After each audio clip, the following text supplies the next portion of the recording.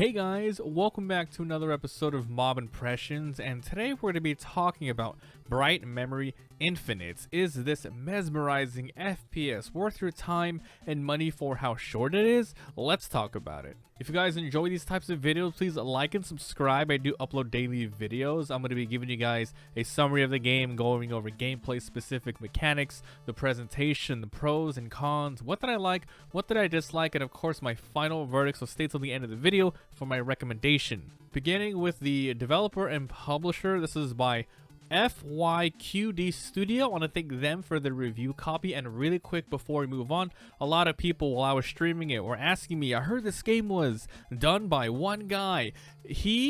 This is the second game. This is Bright Memory Infinite. The person who did it, started his own studio, hired a bunch of voice actors, etc. Bright Memory, which is the first game, he did that, and he took all of his ideas and put it into Bright Memory Infinite. So this is the second game. It was released on November 11th, 2021, and it is going for $19.99 US on Steam PC. The story is as follows. It is the year 2036. There's a huge anomaly in the sky, a sort of black hole, and the Supernatural Science Research Organization is sending agents, you, to investigate. There are two worlds, modern and what seems to be an ancient civilization, are slowly intertwining. So it's your job to go find out what's happening, defeat all the enemies, and ultimately try to close that black hole. The genre is indie game, first-person shooter, hack and slash, and sci-fi. Moving over to the gameplay section, if you guys are interested in all the footage, I live streamed all of this, come by Twitch, and of course if you want to see the full unedited VOD, I'm putting the whole playthrough on my Let's Play channel called MabiVsGamesVOD, link in the description. Thank you very much. The majority of the game, you're going to be doing combat exploration with slight variation. Starting with the combat and exploration, you have a wide variety of offensive and defensive moves at your disposal. Let's quickly talk about the guns.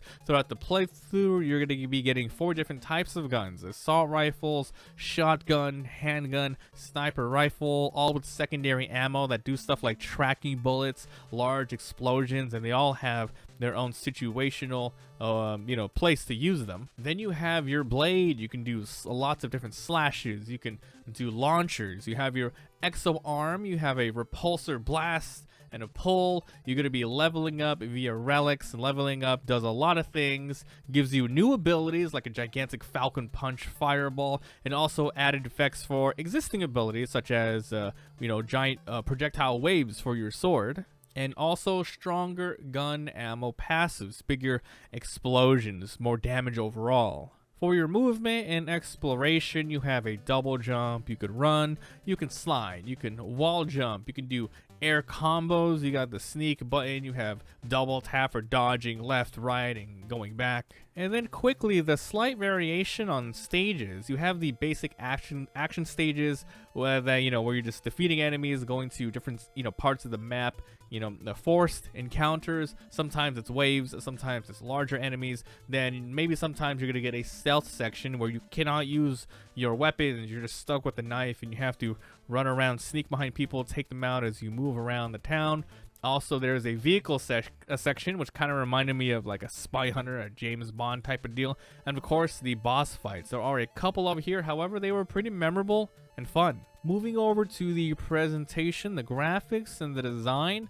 Man, this game is really nice to look at. It's very beautiful. However, I played all my settings on low, and it still looked good. Imagine if you played it all on high. It has really good models, amazing animations. It's fun to watch, the enemies stagger when you like decapitate somebody, or even when you do all of your moves in first person, your arm goes all crazy. The sounds and music, it had pretty good sound effects, pretty satisfying, when you swipe enemies and gunshots. They're okay. The music was pretty hype though. Alright, time for the meat and potatoes, the pros and cons. What did I like, and what is this game's main selling points? First of all, it is very, very high quality combat. The gameplay is top notch. It felt like a AAA game. It all felt good. I was playing keyboard and mouse. I did not try the controller, but you can.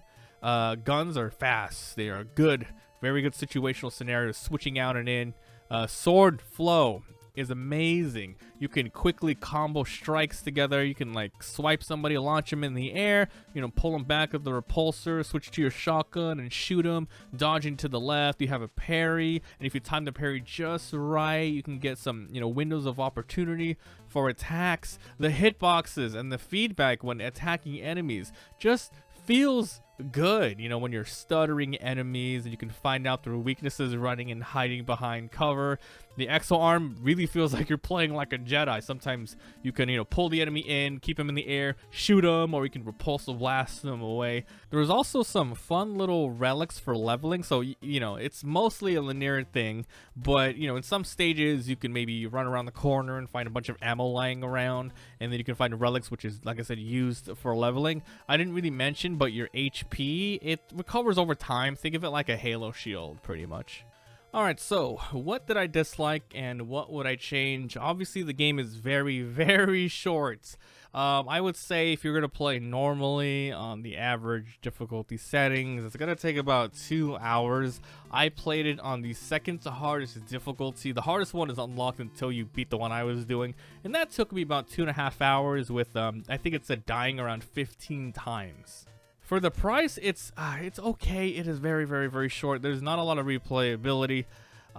You can get skins. There's like a schoolgirl outfit, a bikini. Some of it you can unlock via gameplay, such as defeating a certain amount of monsters with a gun to unlock a skin for that. But some of it was paid DLC. It only costs like $1 to $2, but it kind of feels gross because the game was already very, very, very short, and there's no point playing it again, especially if you're hardly seeing your character. Sure, you can see him during cutscenes, and you can see your arm and your guns, but it's not a lot there. And quite honestly, if the game had more replayability, such as a horde mode, a defense mode, turn it into a roguelike, it would be amazing, because the gameplay is there. This is, like I said, top-notch gameplay. It's a very tough game to recommend or not recommend because I'm so torn on this. Really quick, I did have some problems with the games in terms of bugs. I had a crash at some point in time. Sometimes I would go out of bounds and I couldn't go back in. The AI kind of got stuck behind things and stood still, but all of those could be ironed out. But right there at the start of the game, at the launch, you might encounter those types. Time for my final verdicts, my final thoughts. First of all, fun. I really liked my time playing this. It is a bittersweet but very short game. I'm going to be giving this game a 75% recommendation. It honestly, not going to lie, it would have been a 100% recommendation if it was a 4-hour long game. But at 2 hours, with only 2 hours, with hardly replayability, I mean, if you literally do everything in the game, medium mode, hard mode, very hard mode, not much there. To do what? Maybe enjoy the combat a little bit more. You might as well just play a demo at that point.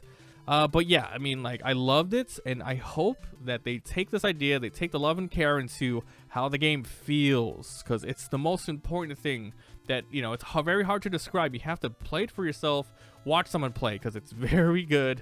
It's kind of like Doom. Very like Doom, but like with swords. And a little bit of sci-fi in there. It's pretty sweet. Alright, so I'm going to go ahead and end this here. If you guys enjoyed, leave a like. It helps a lot. If you haven't already, subscribe for daily videos. If you have any questions or opinions, please put them down below. And like I said, if you want to see the Let's Play, the full thing, I'm putting on the MabiVsGamesVOD channel where I upload all my Let's Plays, and come my Twitch where all of this was done. So thanks for watching, and I'll see you guys next time. Bye.